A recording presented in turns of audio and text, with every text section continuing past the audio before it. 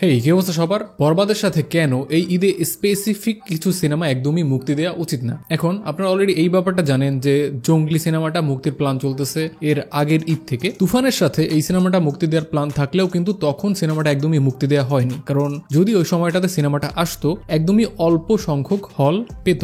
Finally কি হলো, এই ঈদে সিনেমাটা মুক্তি দেওয়া হচ্ছে। এবারে বরবাদের সাথে এই সিনেমাটাকে টক্কর দিতে হবে, মানে বরবাদের সাথে কিন্তু এই সিনেমাটাকে আবার কম্পিট করতে হচ্ছে। তুফানের সামনে থেকে সরে এসে খুব বেশি কিন্তু উন্নতি তারা করতে পারলো না। এখন যেহেতু এই সিনেমার মেকার প্যানেল এই সিনেমাটা নিয়ে খুবই কনফিডেন্ট, তো ধরে নেওয়া যাচ্ছে এই সিনেমাটা বেশ ভালো হবে। এরপরে থাকলো দাগি। পরিচালক কিন্তু স্পষ্টভাবে বলে দিয়েছে যে আমার সিনেমাটা হবে গল্প নির্ভর এবং এই সিনেমার বাজেট কিন্তু হিউজ পরিমাণে থাকবে না। সো এখানেও বোঝা যাচ্ছে তিনি তার সিনেমা নিয়ে বেশ কনফিডেন্ট। তো এই দুইটা সিনেমা বাদ দিয়ে যদি আমরা বাকি সকল সিনেমাগুলো ধরি, প্রতি বছরই এরকম 5টা-6টা সিনেমা আসে। যেমন জিন 3, এই সিনেমাটা আপনি জাস্ট একবার চিন্তা করেন, এই সিনেমাটা যদি এই ঈদে মুক্তি দেওয়া হয় কয়টা হল পাবে? সিঙ্গেল স্ক্রিনের কথা তো একদম বাদ দিলাম, কারণ সেখানে সারা বছর ব্যাপী সিনেমা হল বন্ধ থাকে। এইসব হলের হল মালিকেরা অপেক্ষায় থাকে ঈদের কখন ভালো সিনেমা আসবে এবং সেই সিনেমাটা থেকে তারা বছরের যে এই যে ক্ষতিটা, কারণ বছরের পুরো সময়টা জুড়ে কিন্তু তেমন কোনো সিনেমা আসে না, এই ক্ষতিটা তারা চাইবে ঈদের সময়টাতে পুষিয়ে নিতে বেশ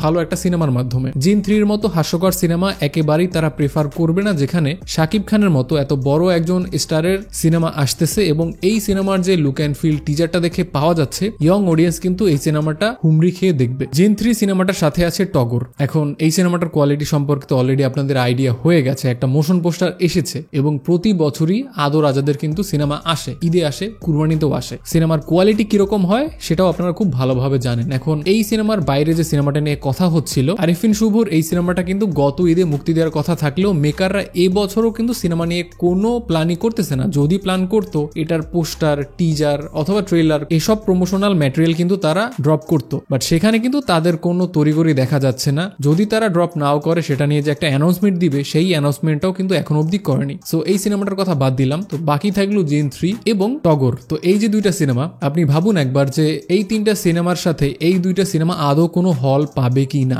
এখন আপনার মনে প্রশ্ন জাগতে পারে, সিনেপ্লেক্সে তো অল্প হলেও সিনেমাগুলো শো পাবে, বাট আমার পয়েন্টটা হলো যদিও এই সিনেমাগুলো একটা বা দুইটা শো পায়, যেহেতু সিনেপ্লেক্সে একই সাথে অনেকগুলো শো চলে, হল মালিকেরা দেখবে যে শাকিব খানের সিনেমাটা বেশি চলতেছে, অথবা সিএম এর সিনেমাটা বেশি চলতেছে, অথবা আফরান নিশোর সিনেমাটা অনেক বেশি মানুষ দেখতে চাচ্ছে, তো তখন কিন্তু খুব সাধারণভাবেই তারা এসব সিনেমার শো একদমই কমিয়ে দেবে এবং এই সকল সিনেমার যে সিনেমার চাহিদা অনেক বেশি, সেই সকল সিনেমা কিন্তু শো অনেক বেশি পাবে এবং প্রত্যেকটা ঈদে কিন্তু এই ব্যাপারটাই হয়ে আসতেছে। আমি এই যে দুইটা সিনেমার নাম বললাম, জিন 3 এবং টগর, এর বাইরেও কিন্তু বেশ কয়েকটা সিনেমা ঈদের আগে দেখবেন যে তারা প্ল্যান করতেছে মুক্তি দিবে, যে ব্যাপারটা প্রতি বছরই হয়ে থাকে। মানে সারা বছর কোনো সিনেমায় আসে না, বাট ঈদ আসলে অথবা কুরবানি আসলে হুটহাট করে কোথা থেকে একসাথে অনেকগুলো সিনেমা এসে ভিড় জমায়। তো সেই ব্যাপারটা প্রত্যেকটা ঈদেই হয়, এই ঈদেও হবে। বাট প্রশ্নটা হলো, এসব সিনেমার পেছনে যে টাকা খরচ করা হচ্ছে সেটা কি আদৌ উঠে আসবে? এই ঈদে যে পরিমাণ কম্পিটিশন হবে এই 3টা সিনেমার মধ্যে, এর বাইরে